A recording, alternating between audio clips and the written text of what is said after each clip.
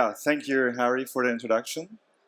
True. 3, 4 years, I was traveling to the States to ask Harry about route to market in the States. And I was pretty amazed about the quality and the variety of all the brands I saw there, and also how Harry helps European brands to step into the US markets. And now I have the honor to plan route to market to Europe, and especially focus on Germany.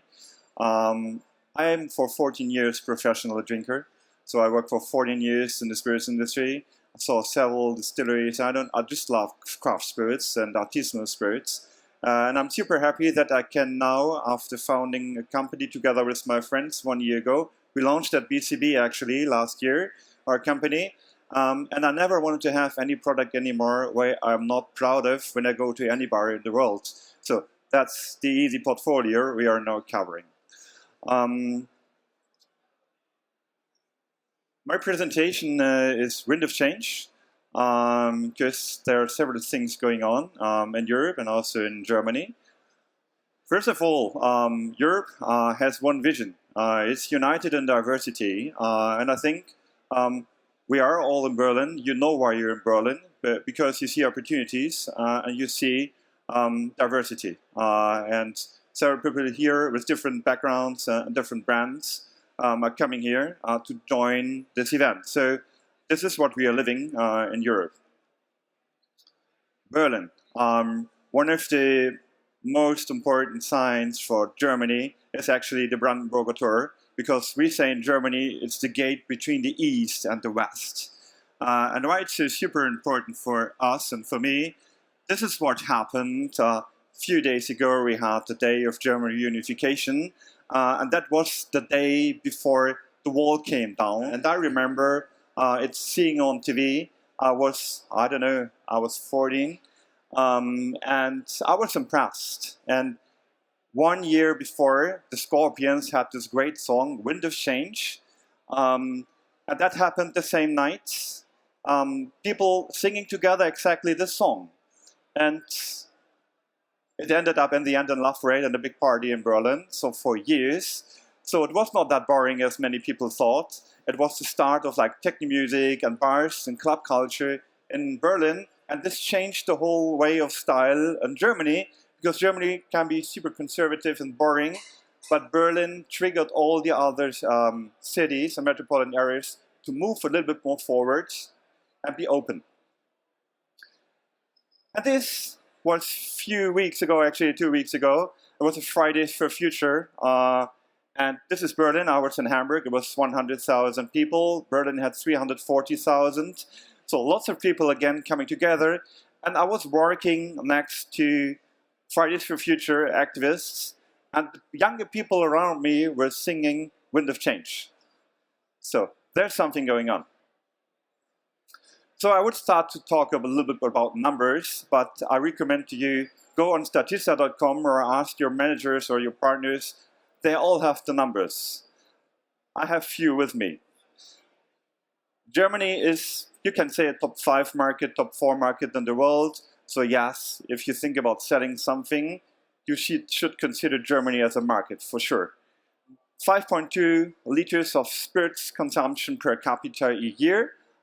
That's a lot, yes. 82 million inhabitants, can be 81 million, I don't know, but it's big, yes. This is a number actually here. It's a pretty bit critical. This discounter share in the retail is 44%. It's a big influencer in the market. The average price for a spirit in Germany is below €8, including VAT 19%, including tax excise. So you end up at €3-4 for 3-4 partners.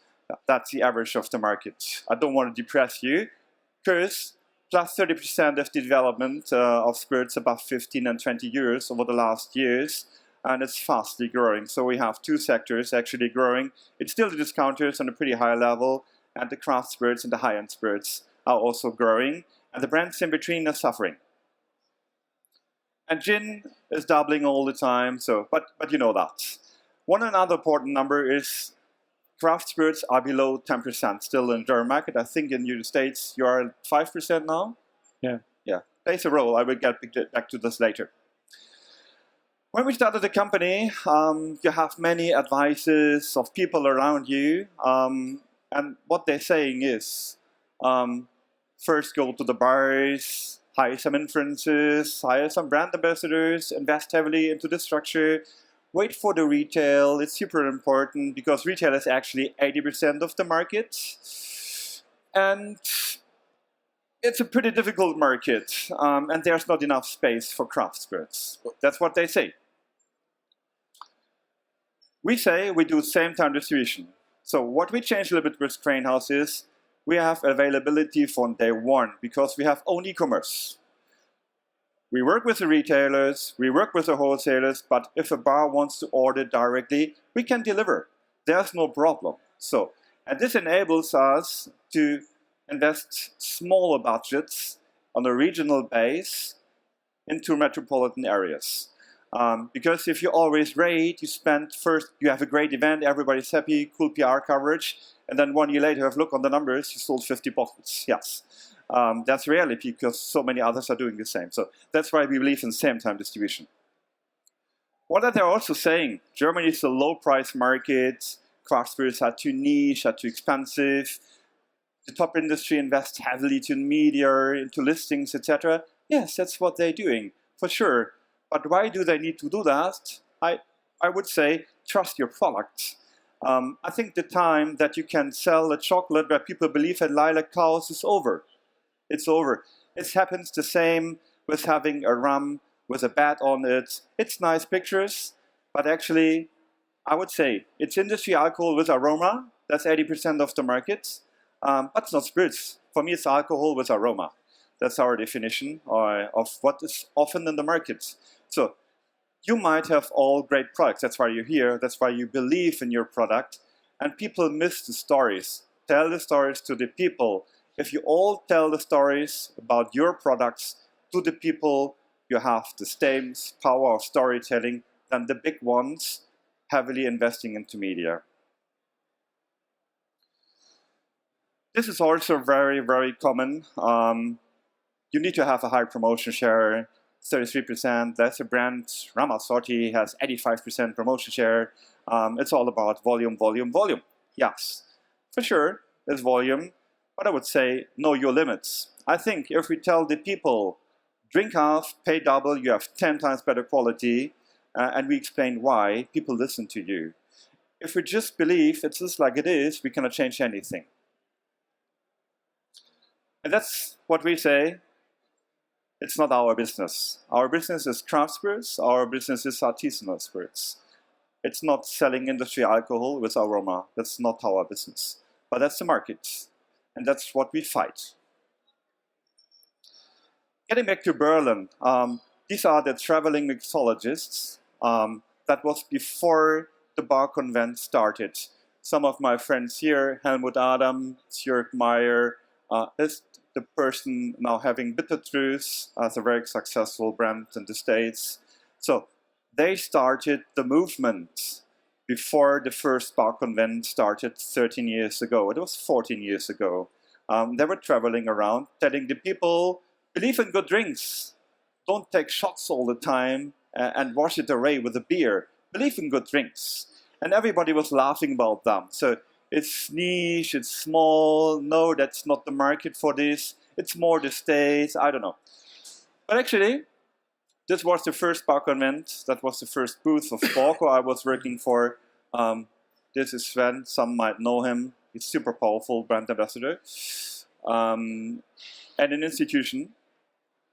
This is Jörg Meyer with a Bar Le Lion that became then the top 30 bar several times in a row. So we're coming from salsa liters, etc., cheap pitcher drinking, etc., into a development where you actually have now, I would say, 500 very, very good bars. And they are not no more in metropolitan areas. You find them also in Freiburg, you find them in Heidelberg, you find them everywhere. You find them especially also where people with sales forces are not going to. So, but you need to know there are 50 cities in Germany, and they are open that you listen to your stories. And this Helmut, he became a superstar within 13 years, and he changed so many things. And I'm discussing with him so often developments, and he said to me last year, actually, the same time when we started, now it's the time to come from a customer perspective into a consumer perspective. Because the more bar convents we have, the more bars we have, the more we have to chat about spirits and brands, etc. It's unseen. So we need to tell this to consumers, because actually they are the ones who should order a drink for 10 euro, 12 euro, 15 euros in the bar, and should go to the retail and pay 50, 60 euros for their products. So we found Cranehouse. We say Cranehouse. Why Cranehouse? First of all, it's a house. It's an open house. So we try not to behave that much as typical industry. So we are open. So anybody wants to talk to us should come to our booth and discuss how we can do, how we can progress. This is our mission. Our mission is to decrease the consumption of industry alcohol by 20% within 5 years. For sure, we cannot do that alone. We need to do that together. So if anybody wants to open another distribution company, because that's the problem, is this, I never wanted to open a distribution company, by the way. It's super boring, yeah. But with all the brands and all the people around me, it's still super fun. But without distribution, you're dead, yeah. You need your distribution. That's why we started to have a distribution company. And this is our mission.